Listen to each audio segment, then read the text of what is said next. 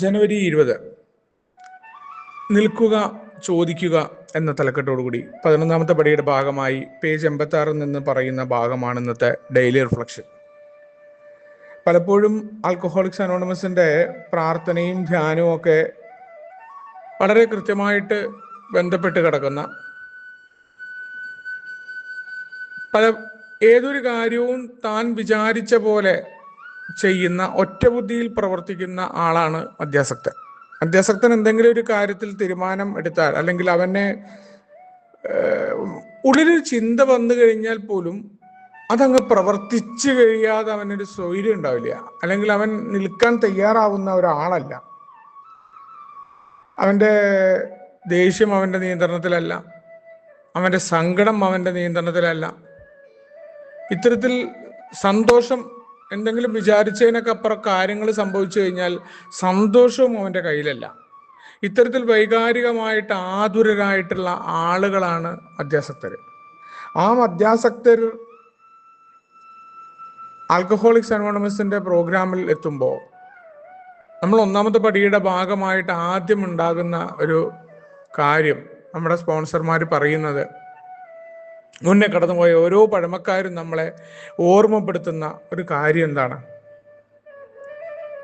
നമ്മുടെ ജീവിതത്തിൽ നമ്മൾ മദ്യാസക്തരാണ്, നമുക്ക് ഇത്തരം പ്രശ്നങ്ങളൊക്കെ ഉണ്ട്, മദ്യത്താൽ നമ്മൾ ഇത്തരം കാര്യങ്ങളൊക്കെ ഉണ്ടായി എന്നുള്ളതിനപ്പുറമായിട്ട് ജീവിതം ചെറുപ്പം മുതൽ തന്നെ അനിയന്ത്രിതമായിരുന്നു എന്ന് നമ്മൾ കണ്ടെത്തുന്നു. ഇവിടെ ആ അനിയന്ത്രിതമായ ജീവിതത്തിലേക്ക് മദ്യം കടന്നു വന്നപ്പോഴാണ് പലതിനെയും നിയന്ത്രിക്കാൻ പറ്റാതിരുന്നത്. അവിടെ ഇത്തരം കുഴപ്പങ്ങളുണ്ട് എന്ന് അംഗീകരിക്കാൻ പോലും പറ്റാതിരിക്കുന്ന മദ്യാസക്തൻ ഇവിടെ 1ാമത്തെ പടിയുടെ ഭാഗമായിട്ട് കുഴപ്പങ്ങൾ അംഗീകരിക്കാൻ തുടങ്ങുന്നു. മറ്റുള്ളവരുടെ കുറ്റവും കുറവും പറയുന്നതിന് പകരം എൻ്റെ കുറ്റം എന്താണെന്ന് നോക്കുന്ന ആത്മപരിശോധനയിലേക്ക് കടക്കാൻ മദ്യാസക്തൻ തയ്യാറാവുകയാണ്.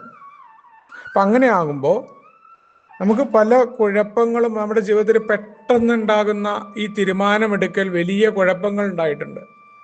പെട്ടെന്ന് മുറി 2 എന്ന ഈ മനോഭാവം വലിയ വലിയ കുഴപ്പങ്ങൾക്ക് കാരണമായിട്ടുണ്ട് എന്ന് തിരിച്ചറിയുമ്പോൾ നമുക്ക് ദുർബലതകളും പല കുഴപ്പങ്ങളും അംഗീകരിക്കാനും നമ്മളെ കൊണ്ട് പറ്റുന്നില്ല എന്ന ബോധ്യം വരുമ്പോൾ നമ്മൾ എന്താ ചെയ്യുന്നത്? എന്തെങ്കിലും ഒരു പ്രശ്നം നമ്മുടെ ജീവിതത്തിൽ ഉണ്ടാവുന്നു. പല പ്രശ്നം ഉണ്ടാവും, സങ്കടം ഉണ്ടാവും, സന്തോഷം ഉണ്ടാവും. അപ്പൊ ഇത്തരം പ്രശ്നങ്ങളും ദേഷ്യമുണ്ടാവും. അത്തരം പ്രശ്നങ്ങൾ ഉണ്ടാകുമ്പോൾ നമ്മൾ എന്ത് ചെയ്യുന്നു? നമ്മൾ എടുത്തടിച്ച പോലെയുള്ള പ്രവർത്തികൾക്ക് നിൽക്കാണ്ട് ഒന്ന് പോസ് ചെയ്യണം, ഒന്ന് നിർത്തുകയാണ് അവിടെ. അതാ 1ാമത്തെ പടിയുടെ ഭാഗമായിട്ട് അവിടെയാണ് ഒരാളോടെങ്കിലും ചർച്ച ചെയ്യേണ്ട ആവശ്യമൊക്കെ വരുന്നത്. നമ്മളിവിടെ 11ാമത്തെ പടിയുടെ ഭാഗമായി പറയുന്ന സാധനത്തിനെ വളരെ സിമ്പിളായിട്ട് കാണു കഴിഞ്ഞാൽ, ഞാനിപ്പോൾ എന്തെങ്കിലും ഒരു പ്രശ്നം എനിക്ക് ഉണ്ടാവുമ്പോൾ ഒരാൾക്ക് ഒരു വോയിസ് ഇടാൻ തോന്നുകയാണ് ദേഷ്യത്തിൽ. ആ വോയിസ് ഞാൻ ഇടുന്നില്ല, എൻ്റെ സ്വന്തം ഓൺ നമ്പറിലേക്ക് എനിക്ക് ആ വോയിസ് ഇടാൻ പറ്റും. ഇപ്പോഴാണെങ്കിൽ വാട്സപ്പിലൊക്കെ വോയിസ് ഇട്ടിട്ട് നമുക്ക് കേട്ടിട്ട് അങ്ങ് സെൻഡ് ചെയ്യാതിരിക്കാൻ പറ്റും. അപ്പോൾ നമ്മൾ കുറച്ച് കഴിഞ്ഞ് കഴിഞ്ഞാൽ ഇത് വേണ്ടിയിരുന്നില്ല എന്നുള്ളത് വളരെ കൃത്യമായിട്ട് നമുക്ക് ബോധ്യമാവും. ഏതൊക്കെ തരത്തിലുള്ള വൈകാരികതയാണെങ്കിലും നമുക്ക് അപ്പോൾ ഉണ്ടാകുന്ന വികാരമല്ല കുറച്ച് കഴിഞ്ഞാൽ ഉണ്ടാവുന്നത്. അതുകൊണ്ടാണ് അവിടെ ഒന്ന് പോസ് ചെയ്യുക, ഒന്നല്ലെങ്കിൽ മീറ്റിങ്ങിന് പങ്കെടുക്കുക, ഏതെങ്കിലും സുഹൃത്തുക്കളുമായിട്ട്, പ്രത്യേകിച്ച് പ്രോഗ്രാമിൽ നിൽക്കുന്ന ആളുകളുമായിട്ട് ചർച്ച ചെയ്യുക. സ്പോൺസറെ കിട്ടിയിട്ടില്ലെങ്കിൽ നമ്മുടെ അടുത്ത സുഹൃത്തുക്കൾ, പ്രോഗ്രാം ചെയ്യുന്ന സുഹൃത്തിനെയാണ്. അവിടെ നമ്മുടെ ഹിതം നടപ്പിലാവുക എന്ന സ്വഭാവം മാറ്റിവെച്ചാൽ തീർച്ചയായിട്ടും പ്രോഗ്രാം പ്രവർത്തിക്കും നമുക്ക് കാണാൻ പറ്റും. എവിടെയെല്ലാമാണോ നമുക്ക് വൈകാരികമായിട്ട് നമ്മൾ ആതുരരാകുന്നത്, വൈകാരികമായ കുഴപ്പങ്ങൾ നമുക്കുണ്ടാകുന്നത്, സന്തോഷം ഉണ്ടാകുമ്പോഴും ഇത്തരം ഒരു അവസ്ഥ തന്നെയാണ്. അല്ലെങ്കിൽ ആ സന്തോഷത്തിൽ മതിമറന്നു പോകുന്ന ഒരാൾക്ക് സങ്കടം താങ്ങാൻ പറ്റില്ല. നമ്മൾ പറയും സന്തോഷവും അതേപോലെ തന്നെ എല്ലാം സമ്മിശ്രമാണെന്ന് പറയുമ്പോൾ മനുഷ്യൻ എപ്പോഴും ആഗ്രഹിച്ചു കൊണ്ടിരിക്കുന്നത് സന്തോഷിക്കുക എന്നുള്ളതാണ്. ഈ സന്തോഷത്തിന് ആഗ്രഹിച്ചിട്ടാണ് പലപ്പോഴും മദ്യത്തിലേക്ക് ഇങ്ങനെ പോയിക്കൊണ്ടിരിക്കുന്നതിന്റെ കാരണം. അപ്പൊ സന്തോഷത്തെ വളരെ കൃത്യമായി കൈകാര്യം ചെയ്യേണ്ടതുണ്ട്, മറ്റൊരാളുമായിട്ട് നമ്മൾ ചർച്ച ചെയ്യേണ്ടതുണ്ട്. സന്തോഷത്തിൽ അമിതമായിട്ട് മുഴുകുക, അല്ലെങ്കിൽ സന്തോഷത്തിന് നമ്മൾ പറയുന്ന പോലെ നൈമിഷികമായ ആനന്ദങ്ങൾക്ക് വേണ്ടിയിട്ട് സമയം ചെലവഴിക്കാൻ, അല്ലെങ്കിൽ അതിനുവേണ്ടി ചെലവഴിച്ച ആളുകളായ നമ്മൾ ഇവിടെ ഒരു മാറ്റത്തിന് തയ്യാറാകുന്നുണ്ട്.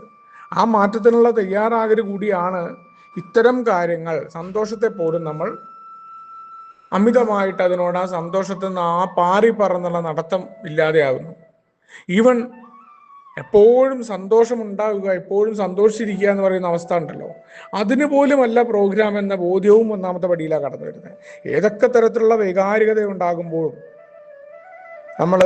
നമുക്ക് പ്രശ്നങ്ങൾ എന്താണ്, കൺഫ്യൂഷൻ, എങ്ങനെ മുന്നോട്ട് പോകണമെന്ന് അറിയാതിരിക്കുമ്പോഴും നമ്മൾ അവിടെ എല്ലാം ഒന്ന് കാത്തു നിൽക്കുന്നു. എന്നിട്ട് എന്താണ്, ഒരാളുമായിട്ട് ചർച്ച ചെയ്യുന്നു, നമ്മുടെ ആഗ്രഹവും നമ്മുടെ ഹിതവും അല്ലാതെ പ്രവർത്തിക്കാനായിട്ടുള്ള ആ ചർച്ചയിൽ നിന്ന് അവർ പറയുന്ന കാര്യങ്ങൾ, അതിനർത്ഥം അവരെ നമ്മൾ അന്ധമായിട്ട് പിന്തുടരുന്നു എന്നല്ല, മറിച്ച് എന്താണ്, നമ്മുടെ ഹിതത്തിൽ പ്രവർത്തിക്കുന്ന നമ്മൾ പുതിയൊരു രീതി അവലംബിച്ചുകൊണ്ട് മാറ്റത്തിന് തയ്യാറാകുന്നു എന്നുള്ളതാണ്.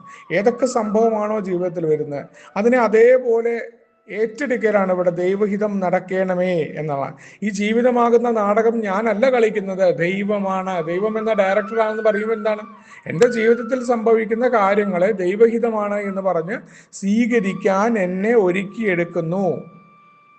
അങ്ങനെ ഒരുക്കിയെടുക്കുമ്പോഴാണ് നമുക്ക് അകാരണമായിട്ടുള്ള നിസാര കാര്യങ്ങൾക്ക്, ഭാവിയെക്കുറിച്ച് എപ്പോഴും ഭയപ്പെട്ടുകൊണ്ടിരിക്കുന്നവരാണ് മധ്യാസക്തൻ. ആ ഭയത്തിൽ നിന്ന് മാറിയിരിക്കാൻ പറ്റും. അനിയന്ത്രിതമായിട്ടുള്ള കോപങ്ങളിൽ നിന്ന് മാറി നിൽക്കാൻ, ആകുലത, എന്താ ഉണ്ടാവുക എന്ന് പറഞ്ഞിട്ട് ഭാവിയെക്കുറിച്ച് അപാകമായ ആകുലതകളാണ്, ആ ആകുലതകളിൽ നിന്ന് മാറി നിൽക്കാൻ. അതേപോലെ സ്വയം സഹതാപം ഉണ്ടാവും, എപ്പോഴും ഞാൻ ഇങ്ങനെ ആയിപ്പോയല്ലോ എന്നുള്ള കാര്യങ്ങൾ. ഇത്തരം കാര്യങ്ങൾ തൊട്ട് ബുദ്ധിശൂന്യമായ നമ്മുടെ തീരുമാനങ്ങളിൽ നിന്ന് മാറി നിൽക്കണം എന്നുണ്ടെങ്കിൽ തീർച്ചയായിട്ടും നമ്മുടെ ഹിതത്തിൽ പ്രവർത്തിക്കുന്ന വെട്ടെന്ന് മുറി രണ്ടെന്ന് പറഞ്ഞ ആ കാര്യങ്ങളെ നേരിടാനുള്ള കഴിവില്ലായ്മകൾ, ഓടിയൊളിക്കൽ, ജീവിതത്തിൽ നിന്നുള്ള ഓടിയൊളിക്കലുകളിൽ നിന്ന് മാറിക്കൊണ്ട് അതിനെ സ്വീകരിക്കാൻ, അതിനോട് പോരാട്ടമില്ലാതെ, പോരാട്ടമാണ് ഏറ്റവും വലിയ പ്രശ്നം. ഏതിനോടും പോരാടിക്കൊണ്ട് ഞാൻ ആരാ മോൻ എന്ന് പറഞ്ഞ് വിജയിച്ച് നിൽക്കുകയല്ല, ചില കാര്യങ്ങളിൽ തല താഴ്ത്തി കീഴ്പ്പെട്ടുകൊണ്ട് തന്നെയാണ് ഈ പ്രോഗ്രാം പ്രവർത്തിക്കുന്നത്. കീഴ്പ്പെട്ട് കഴിഞ്ഞാൽ നമുക്ക് യാതൊരു തരത്തിലും, പണ്ടുള്ള പഴമക്കാർ പറയണ പോലെ താണനിലത്തെ നീരോടൂ എന്നൊക്കെ പറയണ പോലെ, നമ്മൾ കീഴ്പ്പെടാൻ എവിടെ തയ്യാറുണ്ടോ അവിടെയെല്ലാം നമുക്ക് പരിഹാരം ഉണ്ടായിരിക്കുമെന്ന വളരെ കൃത്യമായിട്ടുള്ള ഓർമ്മപ്പെടുത്തലാണ് ഇന്നത്തെ ഡെയിലി റിഫ്രഷ്. ഇത് ഒരു ദിവസത്തെ പരിപാടി ആയതുകൊണ്ട് ഓരോ പ്രവൃത്തികളിലും ഇത് കടന്നു വരേണ്ടതുണ്ടെന്ന് കൃത്യമായി ഓർമ്മപ്പെടുത്തുന്നുണ്ട്. നമുക്ക് ഒരുമിച്ചുകൊണ്ട് പറയുന്ന മുന്നോട്ട് പോകാം. എല്ലാവർക്കും ശുഭദിനം, സുപ്രഭാതം.